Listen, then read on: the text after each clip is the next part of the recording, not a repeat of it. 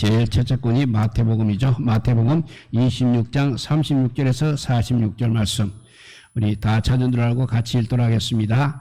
이에 예수께서 제자들과 함께 겟세마네라 하는 곳에 이르러 제자들에게 이르시되 내가 저기 가서 기도할 동안에 너희는 여기 앉아 있으라 하시고 베드로와 세베대의 두 아들을 데리고 가실새 고민하고 슬퍼하사 이에 말씀하시되 내 마음이 매우 고민하여 죽게 되었으니 너희는 여기 머물러 나와 함께 깨어 있으라 하시고 조금 나아가서 얼굴을 땅에 대시고 엎드려 기도하여 이르시되 내 아버지여 만일 할만 하시거든 이 잔을 내게서 지나가게 하옵소서. 그러나 나의 원대로 마시옵고 아버지의 원대로 하옵소서 하시고 제자들에게 오사 그 자는 것을 보시고 베드로에게 말씀하시되 너희가 나와 함께 한 시간도 이렇게 깨어 있을 수 없더냐. 시험에 들지 않게 깨어 기도하라. 마음에는 원이로되 육신이 약하도다 하시고 다시 두 번째 나아가 기도하여 이르시되 내 아버지여 만일 내가 마시지 않고는 이 잔이 내게서 지나갈 수 없거든 아버지의 원대로 되기를 원하나이다 하시고 다시 오사 보신즉 그들이 잔이 이는 그들의 눈이 피곤함 일러라.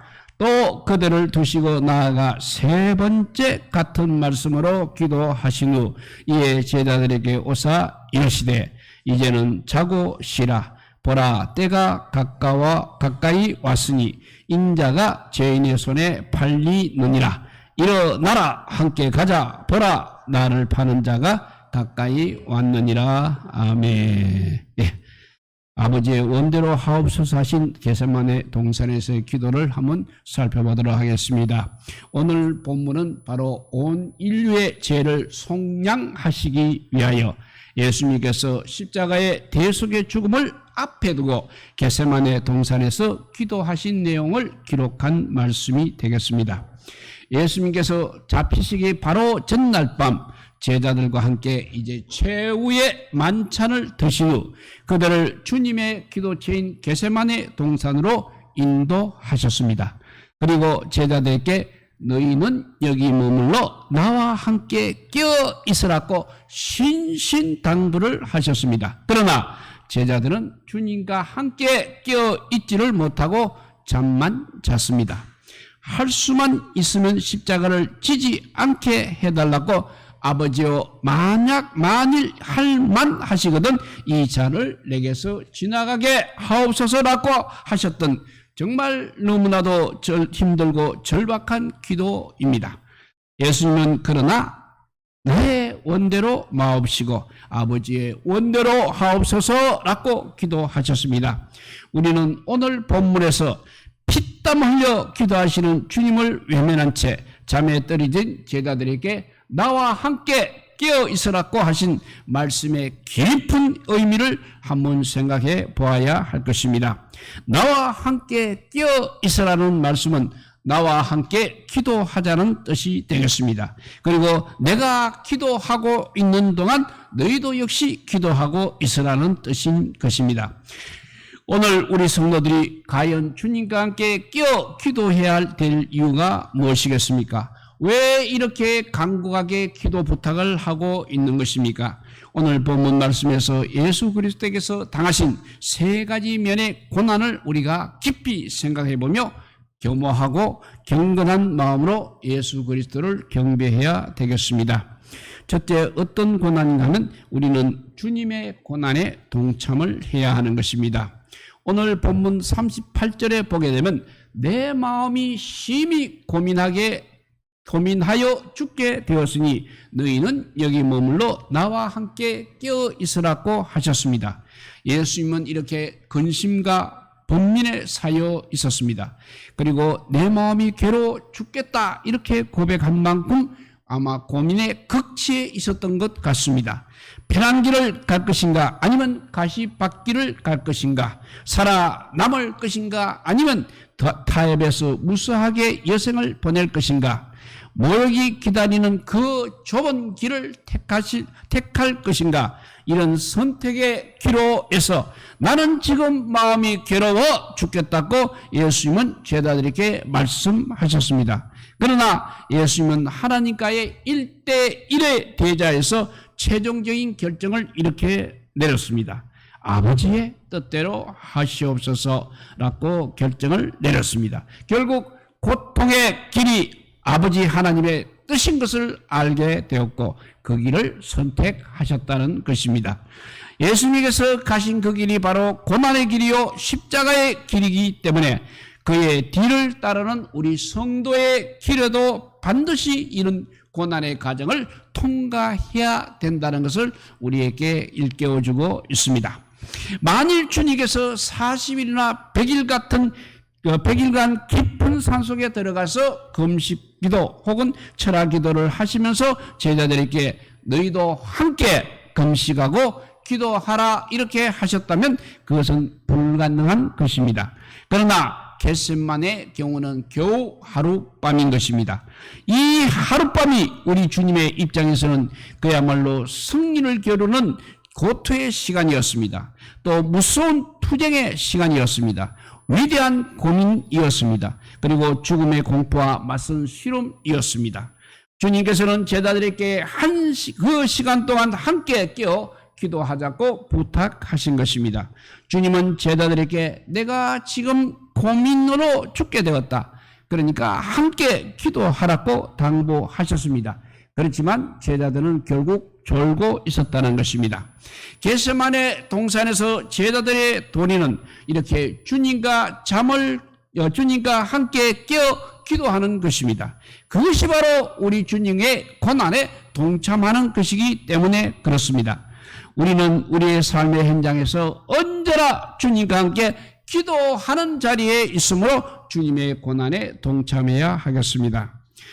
주님의 고난을 살펴보면 첫째는 예수님께서 당하신 영적 고난이 있습니다.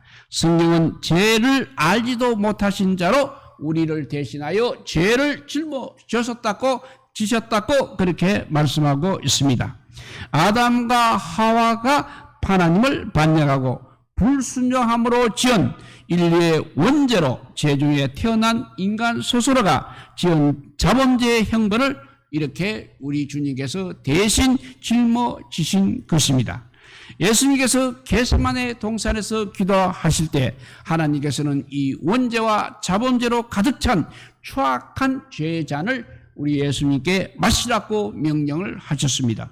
죄를 알지도 못하고 또 죄를 지은 적도 없인 우리 예수님께서는 이 죄의 잔을 바라보시고 처절한 영적 고통을 당하셨다는 것입니다. 그래서 주님께서는 하나님께 할 수만 있거든 이 잔을 내게서 할 수만 있다면 이 잔을 내게서 옮기시옵소서라고 기도를 드리셨던 것입니다. 그러나 주님은 죄의 잔을 마시지 않아 인류가 구원을 받을 수 없다면 나의 뜻은 개의치 마시고 아버지의 뜻대로 하옵소서라고 기도를 하셨습니다. 예수님께서 이 잔을 거부하셨다면 온 인류는 그야말로 영원한 죽음에 처할 수밖에 없었을 것입니다. 그러나 우리 예수님은 인류의 구원을 위해서 십자가의 죽음의 잔을 택하셨던 것입니다. 예수님께서는 겟세마네 동산에서 죄악의 선잔을 마신 후 체포당하신 때부터 십자가에 운명하실 때까지 하나님께 그야말로 버림받은 처절한 영적 고통을 겪으셨습니다. 죄악의 담이 예수님과 하나님과 예수님 사이를 이렇게 분리시킨 것입니다. 이를 위해서 예수님의 극한 영적 고통이 시작된 것입니다. 하나님과 예수님은 창세 이후로 이렇게 갈라진 적이 없었습니다. 그러나 죄와 사망의 잔을 마시고 난 후 예수님께서 당하여야 할 영적인 절망과 고독이라는 것은 말로 다 할 수 없는 것입니다. 영적인 음부를 체험하신 것입니다.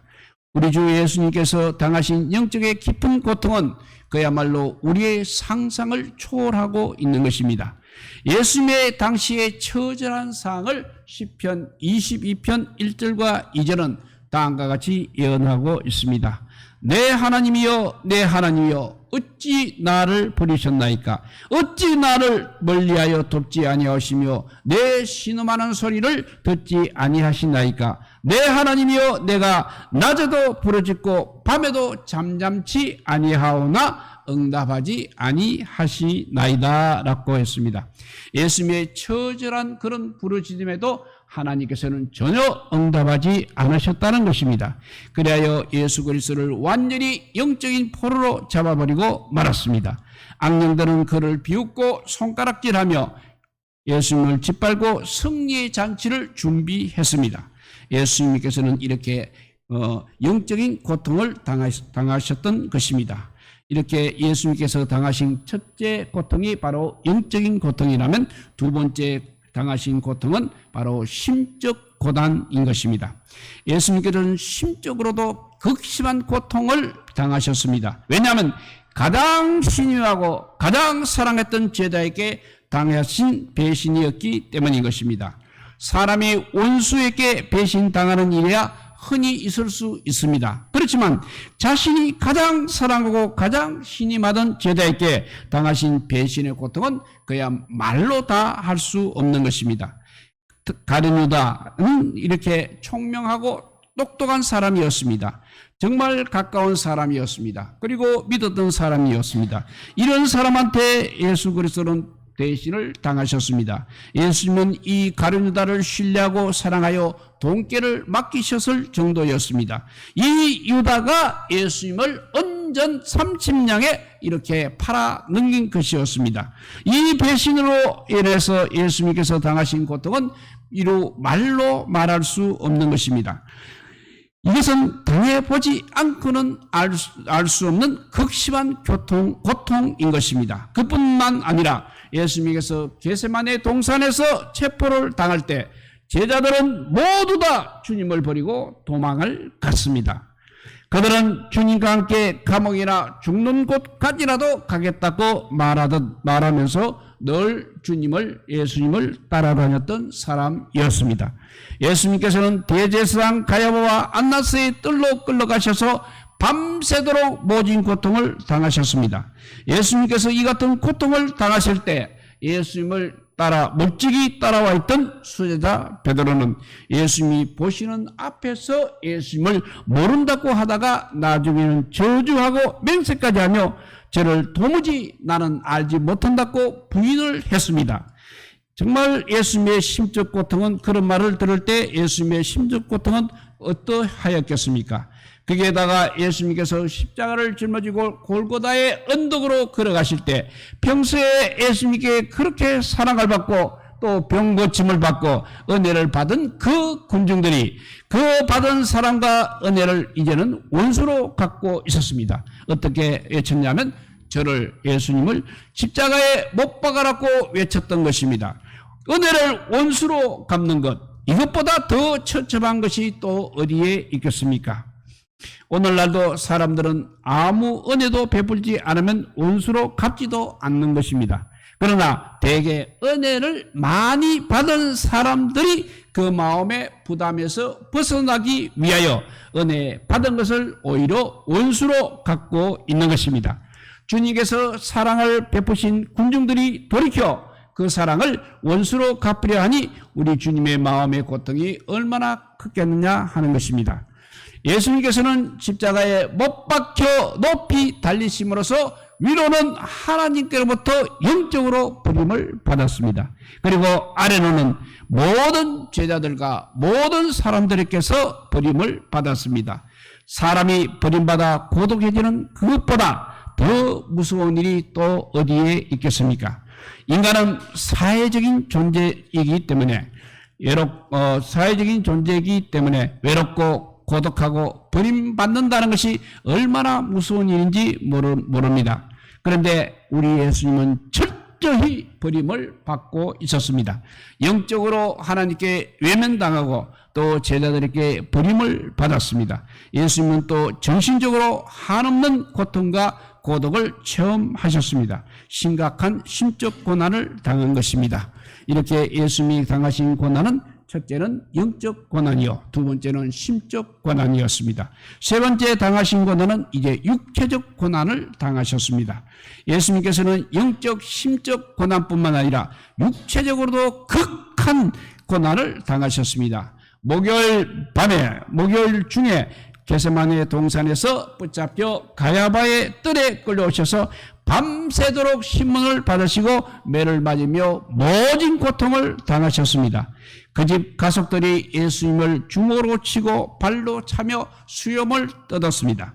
주먹으로 맞아서 얼굴은 아마 퉁퉁 부어 올랐을 것입니다. 또 수염이 뽑혀 생살이 묻어 나왔을 것입니다. 그리고 침을 뱉어서 얼굴과 몸이 그야말로 침투성이가 되었습니다. 하나님의 아들로서 예수님께서 당하신 모욕과 고통은 이렇게 말로서는 표현할 수가 없는 것이었습니다. 만물이 그로 말미암아 지은 바 되었으니 지은 것이 하나도 그가 없이는 된 것이 없다고 성경에 이르신 그 창조주, 그 만왕의 왕께서 이제 인류의 구원을 위해서 육신을 입고 이 세상에 오셔서 그렇게 처참한 취급을 받으신 것입니다. 목요일 밤이 새도록 신문과 고문을 당하신 예수님께서는 금요일 새벽에 또다시 빌라도에게 끌려가셔서 빌라도의 법정에서 신문을 당하신 후 이제 사형 언도까지 받으셨습니다. 그래서 로마의 군대인들은 예수님께 홍포를 입히고 머리에는 가시관을 세우고 손에는 갈대를 쥐어주고 십자가에 제패를 붙이고 절하며 희롱을 다 하였습니다. 밤새도록 한숨도 못 주무시고 아무것도 잡수지 못하신 예수님을 또 나무에 묶고 40의 가만매를 때립니다. 그 당시 로마 군인이 사용한 채찍은 5개 가죽줄에 새 조각과 동물의 뼈 조각을 함께 엮어 만든 채찍입니다. 이 채찍에 맞게 되면 가죽줄의 새 조각이 몸에 파고 들어가고 또 채찍을 당기게 되면 삭같이 그대로 파헤쳐지는 것입니다. 이것을 40에 하나가만 39차례나 때렸던 것입니다. 예수님의 찢겨진 육체에는 붉은 피가 줄줄 흘러내렸습니다. 그래서 성경은 저가 채찍에 맞음으로 너희가 나음을 입었다고 말씀하십니다. 주님께서는 말할 수 없는 고통을 당하심으로 우리의 질병을 치료해 주신 줄로 믿으시기 바랍니다. 그리고 난 후 주님께서는 그 무거운 십자가를 등에 짊어지고 갈보리 산을 향해서 올라가시면서 수도 없이 넘어졌습니다. 결국 예수님께서는 갈보리 언덕에서 벌거벗겨진 채 십자가의 양손과 발을 대못으로 박히신 후 하늘과 땅 사이에 높이 매달려 섰습니다. 이 얼마나 비참한 일입니까? 예수님께서는 너무 괴로우셔서 엘리 엘리 라마 사박다니, 하나님이여 나의 하나님이여 어찌하여 나를 버리시나이까 라고 외친 것입니다. 금요일 오전 9시에 이렇게 십자가에 못 박히신 예수님은 6시간 만인 오후 3시에 운명하셨습니다. 예수님 좌우에 못 박힌 강도는 아직 죽지 않아서 해지기 전 그들을 십자가에서 내려놓게 해서 로마 군대들이 그들의 무릎을 꺾어서 피를 흘리게 해서 죽게 했습니다. 그러나 예수님께서는 이미 운명하셨기 때문에 그들이 창으로 옆구리를 찔러 창이 심장을 꿰뚫자 물과 피가 흘러내리셨습니다. 예수 그리스도의 죽으심은 보통 인간적인 죽음과는 완전히 달랐습니다. 주님께서는 무릎을 꺾지 않았지만 주님이 죽으신 이유는 심장이 안에서 터졌기 때문이라고 합니다. 영적으로 버림받은 극한 고통, 그리고 정신적으로 배신당한 괴로움, 고독, 그리고 육체의 고통, 이 세 가지가 예수님을 짓눌려 더 이상 감당할 수가 없었던 것입니다. 그래서 예수님께서는 마지막 말씀, 내가 다 이루었다, 아버지여 내 영혼을 부탁하나이다 라고 할 때 바로 그때 그의 심장이 터져버린 것입니다. 이러므로 예수 그리스도의 고통은 심장이 터질 듯한, 아니 터져버린 그런 고통이었습니다. 주님께서 당한 이 고통을 우리가 깊이 생각해 보아야 하겠습니다. 예수님께서는 사랑의 위대한 힘에 붙잡혀 우리를 대신하여서 이렇게 고난을 당하신 것입니다. 억지로 당하신 것이 아닙니다. 원수들은 그를 향하여 당신이 과연 하나님의 아들이면 십자가에 내려오라고 조롱하고 제가 남은 구원하였으되 자기는 구원하지 못한다고 조롱을 하였습니다. 그 말은 사실 참말이었습니다. 예수님께서는 우리를 구원하였을 때 자신은 구원할 수는 없었던 것입니다. 왜냐하면 자신이 십자가에서 내려오시게 되면 우리가 모두 죽어야 하므로 주님 혼자 그 모든 고통을 당하심으로 우리 인류를 구원하시기로 깊이 결심했기 때문인 것입니다. 그러므로 예수 그리스도의 구원은 예수 그리스도의 깊은 사랑을 이해하지 않고는 깨달을 수가 없다는 것입니다. 사랑은 모든 고난을 참고 자기를 희생하는 것입니다. 사랑은 모든 고난을 참고 자기를 희생하는 것입니다. 그래서 요한복음 3장 16절에 보면 하나님이 세상을 이처럼 사랑하사 독생자를 주셨으니 누구든지 저를 믿으면 멸망하지 않고 영생을 얻으리라는 이 말씀은 매우 의미심장한 말씀입니다. 이 하나님의 사랑은 죄값인 사망의 대가를 지불한 것입니다. 대가를 지불하지 않고서는 우리들을 사랑할 수가 없습니다. 그렇기 때문에 예수님께서는 이 땅에 오시기 600년 전에 성령께서 이사야를 통하여서 그리스도의 고난이 우리를 위한 대속의 고난인 것을 명백하게 말씀해 주었습니다. 그 말씀을 바로 이사야서 53장 4절과 5절 말씀입니다. 읽어보면 그는 실로 우리의 질고를 지고 우리의 슬픔을 당하였거늘 우리는 생각하기를 그는 징벌을 받아서 하나님께 맞으며 고통을 당한다 하였노라. 그가 찔림은 우리의 허물을 인함이요 그가 상함은 우리의 죄악을 인함이라. 그가 징계를 받음으로 우리가 평화를 누리고 그가 채찍에 맞음으로 우리가 나음을 입었도다 라고 기록해 놓았습니다. 이렇게 그리스도의 고난은 전적으로 우리의 죄 때문에 당한 고난인 것입니다. 고난을 통하여서 우리에게 영원한 속죄를 이루시고 영원한 의로움을 선물로 주시고 끝없는 구원을 주시고 또 하늘의 영광을 이렇게 값없이 우리에게 허락하여 주신 것입니다. 이제 주님께서 당하신 그 고난의 결과로 못 박힌 손을 활짝 내미시고 수고하고 무거운 짐진 자들아 다 내게로 오라 내가 너희를 쉬게 하리라고 말씀하고 계십니다. 이 예수님 앞에 우리는 믿음으로 나아가고 감사함으로 나아가고 사랑으로 나아가고 흠모하면서 나아가게 되기를 주님의 이름으로 축복합니다. 오늘 본문은 온 인류의 죄를 속량하시기 위하여 예수님께서 십자가의 대속의 죽음을 앞에 놓고 겟세마네 동상에서 기도하신 내용을 기록한 말씀입니다. 예수님께서 잡히시기 전날 밤 제자들과 함께 최후의 만찬을 드신 후 그들을 주님의 기도처인 겟세마네 동산으로 인도하셨습니다. 그리고 제자들에게 너희는 여기 머물러 나와 함께 깨어 있으라고 신신당부를 하셨습니다. 그러나 제자들은 주님과 함께 깨어 있지를 못하고 잠만 잤습니다. 얼마나 고통스러웠는지 할 수만 있으면 십자가를 지지 않게 해달라고 아버지요 만일 할만하시거든 이 잔을 내게서 지나가게 하옵소서라고 하셨던 예수님은 결국 나의 원대로 마옵시고 아버지의 원대로 하옵소서라고 기도를 했습니다. 이렇게 주님의 고난에 주님께서는 주님의 고난에 동참하셨습니다. 두 번째, 우리가 주님의 고난에 동참해야 됩니다. 두 번째는 우리가 시험에 들지를 않아야 합니다. 본문 41절에 보게 되면 졸고 있는 제자들의 모습을 보신 주님이 시험에 들지 않게 깨어있어 기도하라고 하셨습니다. 기도가 바로 시험을 이기는 비결이라는 것입니다. 시험에 들었다는 것은 이미 기도하지 않고 있음에 대한 증거인 것입니다. 시험을 이기는 길은 기도밖에 없는 것입니다. 그래서 마틴 루터가 머리 위로 지나가는 새는 막을 수가 없다. 그러나 그 새가 머리 위에 둥지를 짓게 해서는 안 된다고 말했듯이 우리에게 시험이 찾아오는 것은 우리가 막을 수가 없습니다. 그렇지만 우리가 시험에 들어서는 안 된다는 것입니다.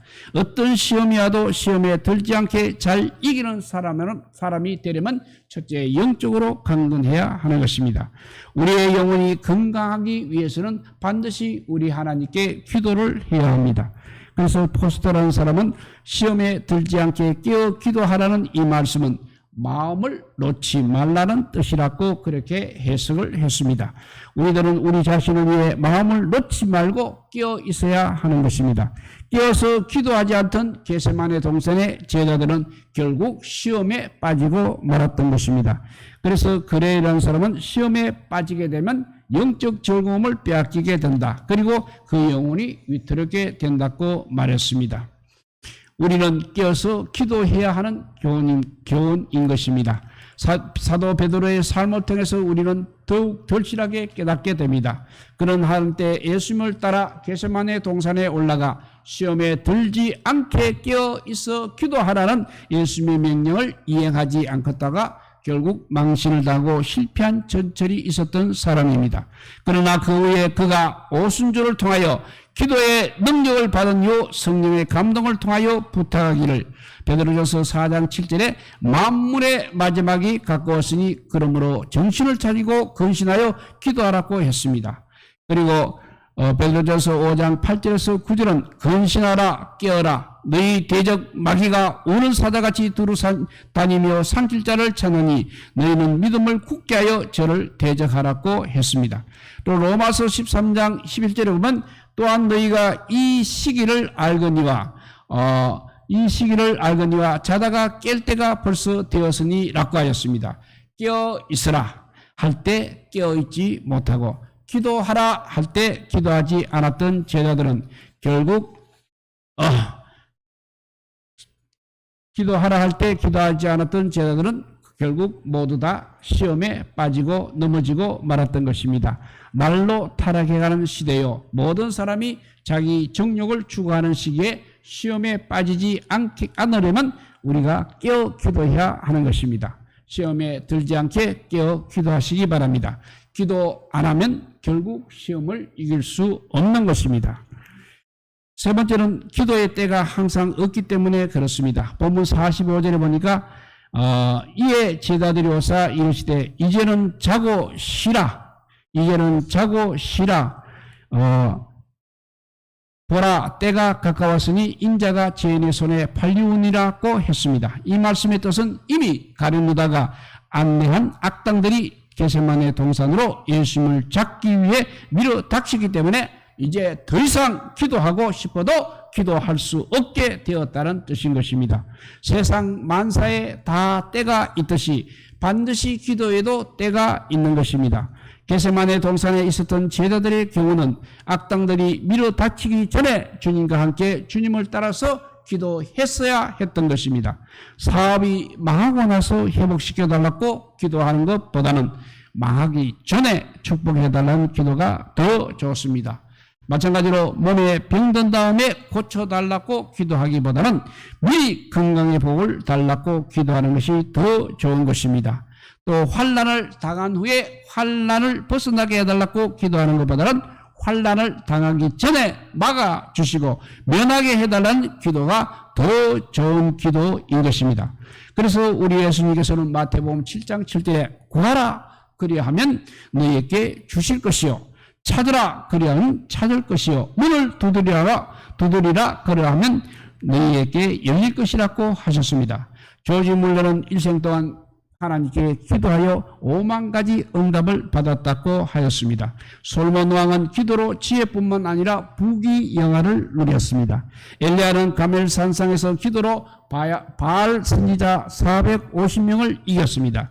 히스기야 왕은 벽을 향한 기도로 죽을 뽕에서 고침을 받아 15년을 더 살았습니다. 한나는 기도로 아들 사무엘을 낳았습니다. 기도를 소홀히 여겼던 사람들, 먼 훗날로 기도를 미루었던 사람들, 기도할 일이 태산까지 쌓여 있는데도 기도하지 않고 염려와 근심 가운데 있었던 사람들, 이 핑계 저 핑계로 기도를 외면했던 사람들에게 우리 주님은 오늘도 기도하라고 말씀하십니다. 지금부터 기도를 시작하시기 바랍니다. 병들면 소리 높여 무릎 꿇고 기도하지 못하는 것입니다. 그리고 때를 놓치지 말고 기도하시기 바랍니다. 기도의 등불이 꺼지기 전에 기도해야 하는 것입니다. 내가 내 소리로 기도할 수 있을 때 기도하는 것입니다. 기도가 바로 우리 하나님께서 주신 마스터 키입니다. 천국 창구의 문을 여는 열쇠가 기도인 것입니다. 기도가 모든 문제의 해답입니다. 응답될 줄 믿고 기도하는 우리 모두가 되시기를 우리 주님의 이름으로 축복드립니다. 기도하겠습니다. 사랑의 하나님 감사합니다. 정말 우리 예수님께서 겟세마네에서 기도하신 것처럼 우리도 이런 절박한 시대를 아버지로 생각하고 기도하게 하여 주시옵소서. 미리미리 기도로 준비되어 있어서 어떤 고난이 우리에게 닥친다 하더라도 다 아버지로 우리가 피해갈 길을 얻게 하여 주시옵소서. 또 이 고난의 앞때에 시험에 들지 않게 기도하라고 우리 주님께서 말씀하시고 때가 기도할 때가 있다고 분명히 말씀하셨습니다. 이 때를 놓치지 않게 하여 주시고 시험이 오기 전에 미리 아버지 기도하여서 우리가 대비할 수 있는 믿음의 사람들이 다 되게 하여 주시옵소서. 그동안 우리 주님께서 지켜주신 은혜가 얼마나 크고 큰지 알 수가 없습니다. 그럼에도 불구하고 우리는 아버지 자꾸 아버지 내일 모레로 자꾸 아버지 기도의 때를 미루고 있음을 용서하여 주시고 이 기도하는 시간에 항상 아버지 기도하는 집에 우리가 모여 기도하게 하여 주시기를 간절히 빌고 원하오며 우리 구주 예수 그리스도 이름으로 기도드리옵나이다. 아멘.